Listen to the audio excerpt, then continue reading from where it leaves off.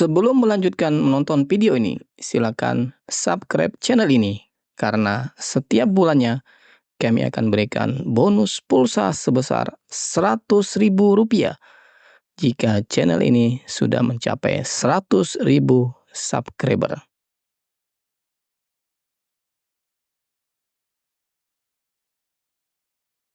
Assalamualaikum warahmatullahi wabarakatuh. Selamat datang kembali di channel ini, channel Zona Guru.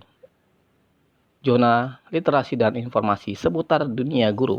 Lalu, yaitu pada mulai bulan April dengan pembentukan atau pembahasan mengenai kerangka ekonomi makro dan pokok-pokok kebijakan fiskal, dan kemudian dibahas dengan DPR, dan kemudian diajukan oleh Bapak Presiden Jokowi pada bulan Agustus tanggal 16 2024 untuk dibahas RUU APBN-nya dengan DPR dan diselesaikan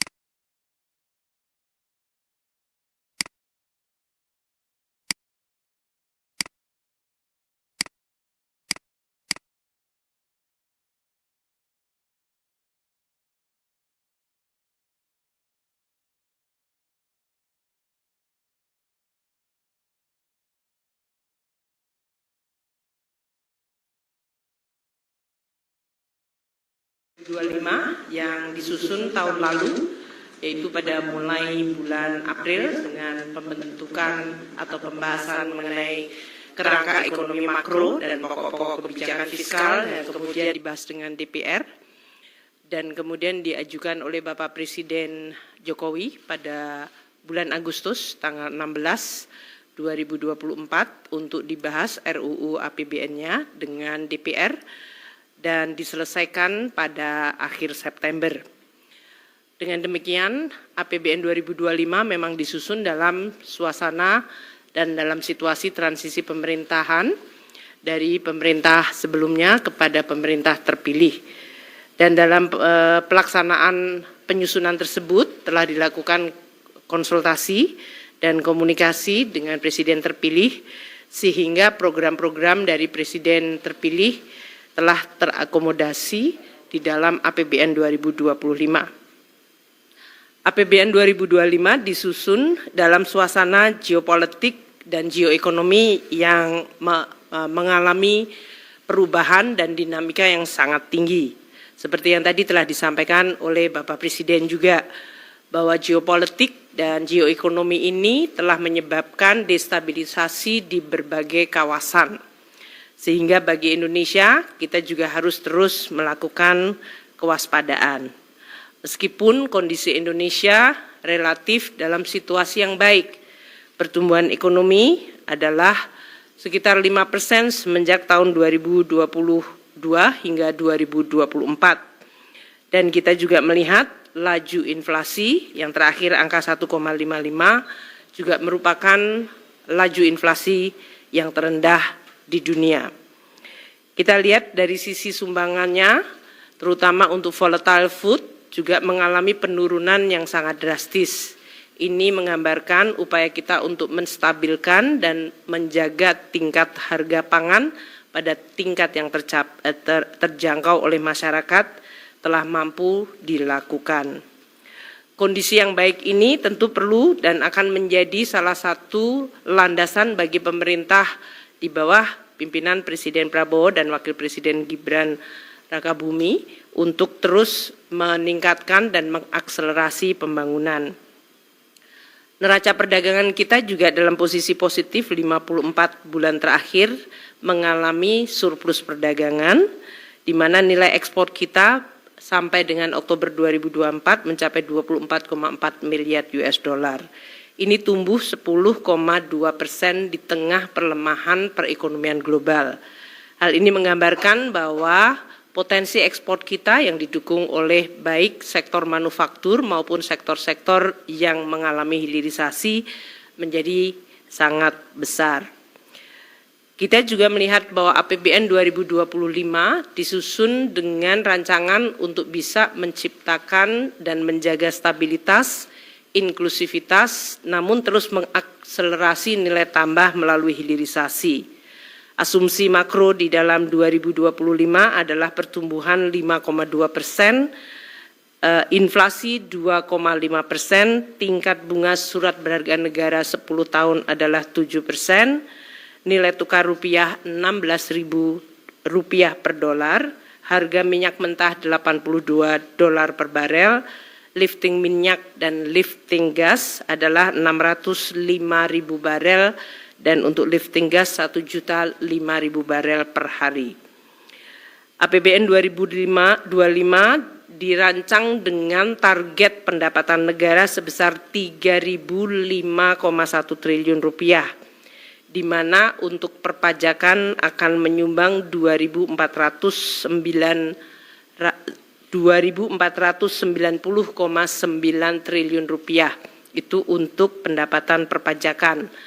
Pendapatan negara bukan pajak akan mencapai Rp513,6 triliun dan hibah Rp0,6 triliun.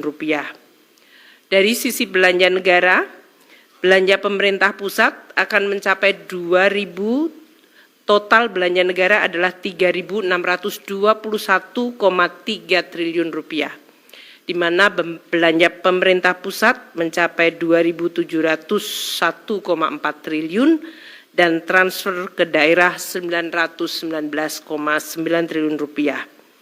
Defisit APBN 2025 dirancang pada tingkat Rp616,2 triliun atau 2,53% dari GDP.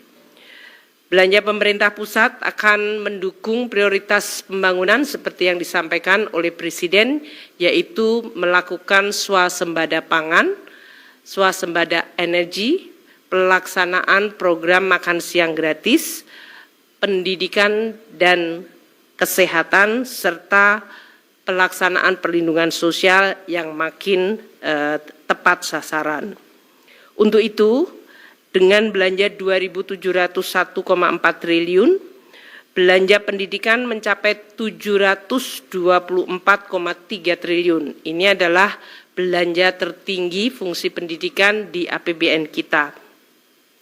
Untuk kesehatan Rp218,5 triliun, perlindungan sosial mencapai Rp503,2 triliun, dan untuk ketahanan pangan mencapai Rp144,6 triliun.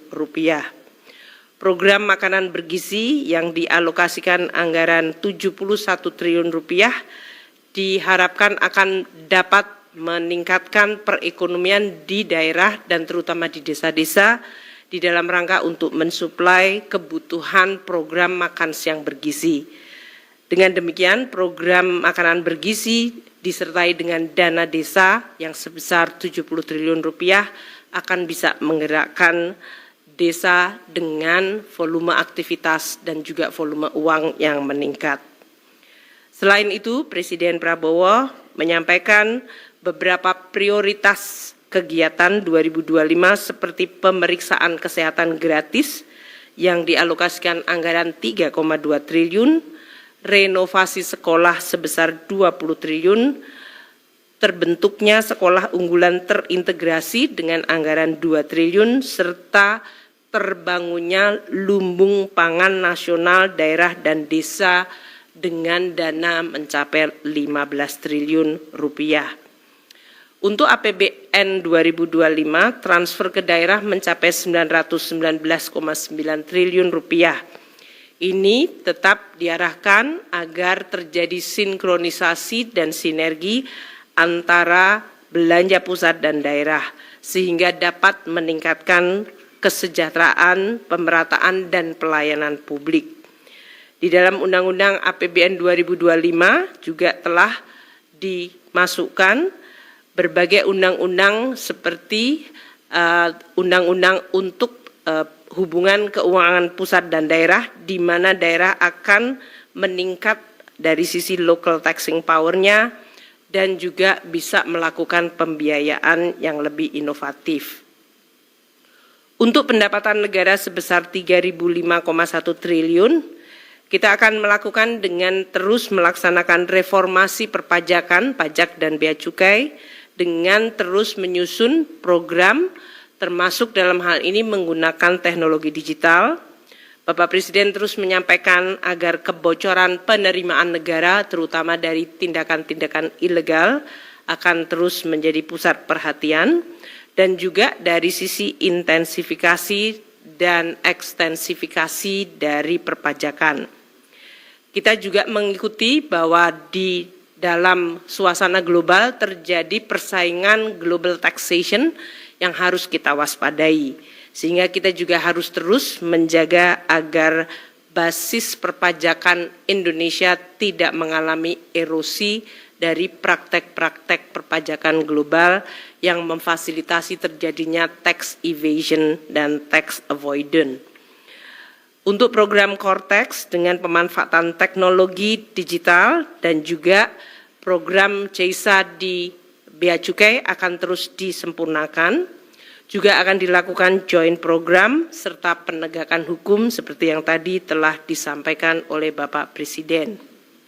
APBN 2025 dirancang dengan defisit 616,2 triliun rupiah atau 2,53% dari PDB. Dalam kondisi global yang terus dinamis, pembiayaan defisit akan dilakukan secara hati-hati dengan terus meningkatkan kredibilitas, sustainabilitas, dan kesehatan APBN sehingga biaya dari defisit dapat terus ditekan. Kami juga akan terus menggunakan pembiayaan termasuk di dalamnya dalam rangka penguatan dari Sovereign Wealth Fund dan peranan dari BUMN. Mungkin itu yang kami sampaikan. Hal lain yang mungkin baru pada penyerahan DIPA tahun ini adalah DIPA atau Daftar Isian Pelaksanaan Anggaran dilakukan secara elektronik sehingga tidak ada lagi penyerahan buku. Pak Menko juga mendapatkan semuanya dalam bentuk elektronik yang bisa dipindai dari alat elektronik masing-masing yang kemudian masing-masing kementerian dan lembaga telah mendapatkan berbagai data yang sifatnya detail dari anggarannya. Mungkin Pak Menko mau menyampaikan dari sisi contohnya. Tadi saya dapatnya dari DIPA-nya Kementerian Luar Negeri, karena DIPA-nya saya baru saja di sini kali. Karena tadi Pak Menlu nggak bisa buka, jadi saya bukakan. Ini kira-kira kayak gini bentuknya. Yaitu ada jumlah alokasi anggaran per kementerian lembaga untuk berapa program, berapa kegiatan, dan juga dari satuan unit eselon 1-nya. Demikian yang bisa saya sampaikan. Terima kasih. Assalamualaikum warahmatullahi wabarakatuh. Ya, Pak. Cukup. Ada pertanyaan? Satu lagi aja. Oke, Bapak. Tadi pada saat yang sama Bapak Presiden meluncurkan terkait dengan elektronik e-katalog versi 6 dan diharapkan e-katalog ini bisa dilaksanakan 1 Januari 2025 dan akan dilakukan business matching. Jadi pada saat DIPA dibagi diharapkan yang e-katalog sudah bisa jalan per 1 Januari. Demikian, terima kasih. Kami ditunggu Bapak Presiden. Wassalamualaikum warahmatullahi wabarakatuh. Tanyanya lah.